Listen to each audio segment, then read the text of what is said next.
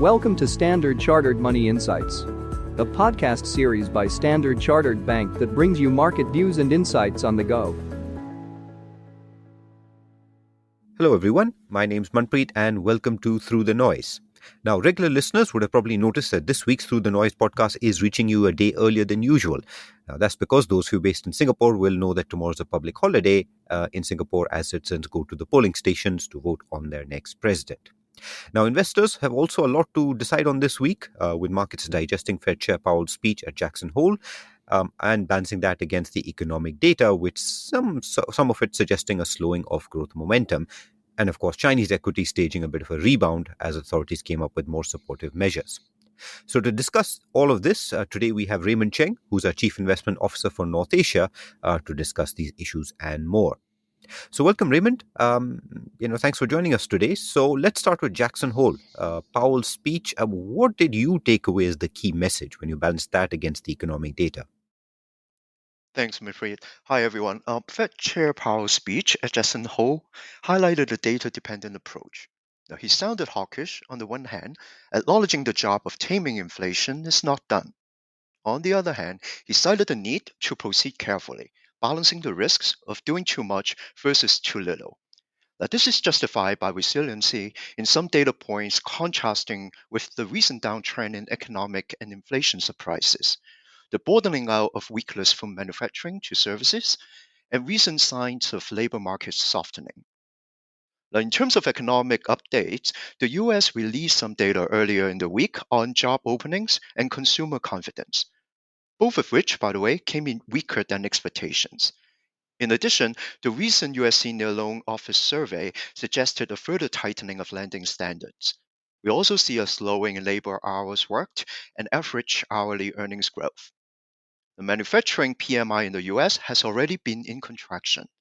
This weakness has started to spill over to the services sector, which has been the primary growth driver in the US. Now, we note that the US services PMI has fallen for the second consecutive month. Now, coupled with the depleting excess consumer savings, our recession checklist remains bearish. All this supports our higher for longer view on interest rate, that the Fed will likely keep Fed funds rates unchanged until year end at the 22-year high of 5.5%. Okay, thanks, Raymond. So against that context, how would you sort of see all of this impacting your view on fixed income? I mean, we've spoken before about how we find the risk-reward attractive, but of course, given the last month or so, we have seen bond yields in the US move higher.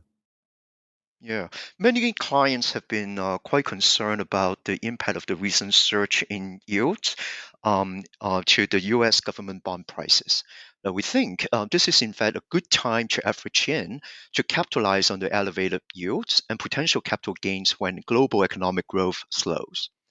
There are three key reasons behind this call. First, we see an attractive risk-reward profile as the current high yields provide a buffer for total returns on government bonds. Second, disinflation remains on track, reducing the odds of further Fed rate hikes. Third, weakness in global manufacturing is spreading to services as discussed. So this reinforces our view that global central banks will be close to being done with rate hikes, if not already. Now, we assume a US recession to occur in the first half of next year. As economic trends continue to worsen, we expect the US 10-year government bond yield to retreat to 3.75 to 4% range in 3 months' time.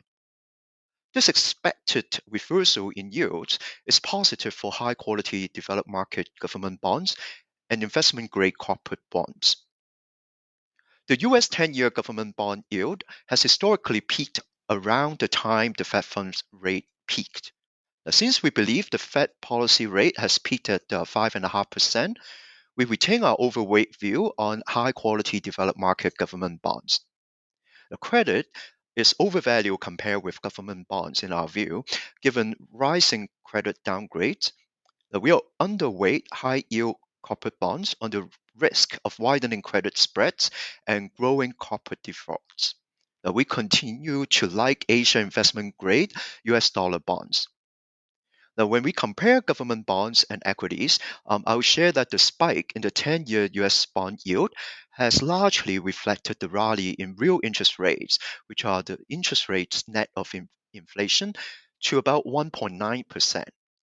Now, that's near the pre GFC, pre global financial crisis average of 2.1%.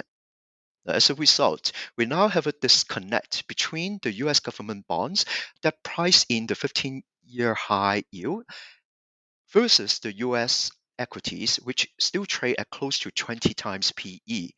Now, this is a similar equity valuation to the period of quantitative easing when real rates were mostly negative. This disconnect argues the case for government bonds over stocks. Okay, well, I'm glad you brought up the point on stocks because that's, I think, the next sort of topic I wanted to talk about. Because if I focus on Chinese equities for a moment, clearly, a lot of turmoil, but we had a bit of a rebound recently, following a policy announcement. What would you advise investors do with China equity exposure? Is it about greater focus or is it about broadening out the Asia ex Japan call? Yeah, right. The China equities were hit by a lot of negative news throughout the month, right? Including underwhelming July economic data points and missed payments by trust and property companies. The positive development of late was that since the past week, authorities have ramped up policy support.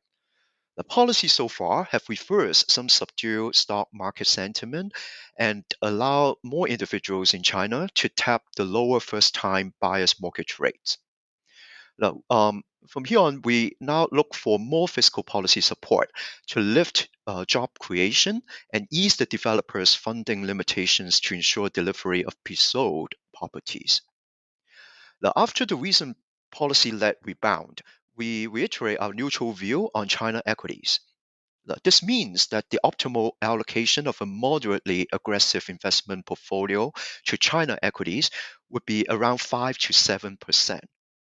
We suggest using this time to tighten the holdings to focus on sectors that are aligned with government policy, that would be industries such as consumer discretionary and communication, as well as exposures that have pricing power or cost leadership to overcome the deflationary trend. Now, broadly speaking, we do advocate leaning to Asia. Regional diversification is key in our view. India and Japan equities are in fact under-owned. The risk reward looks very interesting at current levels, given upside potential to their already strong earnings growth profile, coupled with quite a few structural drivers. For instance, demographic dividend in India and improved corporate governance in Japan as well. Okay, and then finally, I just wanted to roll this up with talking about FX. So earlier you'd mentioned that expected dollar rates to potentially stay higher for a little bit longer. Does that mean you're bullish on the US dollar? Quite the contrary. One notable observation that we had in recent weeks was that although the 10-year US yield has soared to a 15-year high, the US dollar has stayed range bound. Now, this signals market concerns about the long term challenges facing the greenback. The looming budget deficits when tax revenues are plummeting is one of the headwinds. The other headwind against the dollar is the growing government bond issuances, with 1 trillion US dollars to be issued this quarter, $800 billion scheduled for the fourth quarter of this year, and 2 trillion US dollars more for the year of 2024. Now, given this, we see a modestly lower dollar against major currencies in the near term. Now, the narrowing interest rate differential is one reason behind our weaker US dollar view. While the euro area has seen downside economic surprises, inflation remains far above the central bank target. Hence, we expect one more ECB rate hike before year end, as opposed to a pause in the US. Now, this supports a stronger euro against the dollar.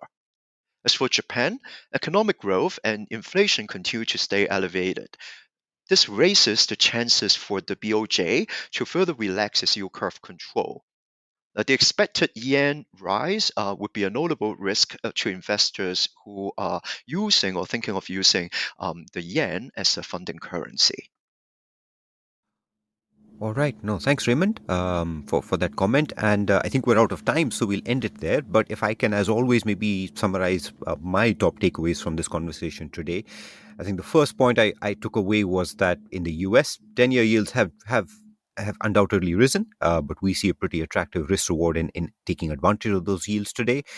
Second is that as those rates peak, that of course can be quite interesting for equities. Chinese equities, of course, under some pressure. The policy response is key, but actually is a good opportunity to either tighten to our preferred sectors or broaden out regionally to Japan and Indian equities. And last but not least, actually, some of the macro trends in the US, we see them as headwinds for the US dollar, but we'd of course be careful, particularly with the JPY when it comes to funding currencies.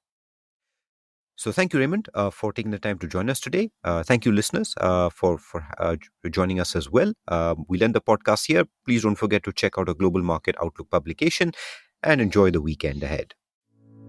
Thank you for listening to Standard Chartered Money Insights, a podcast series by Standard Chartered Bank. For more details, visit Market Views on the Go on our website or click the link in the description.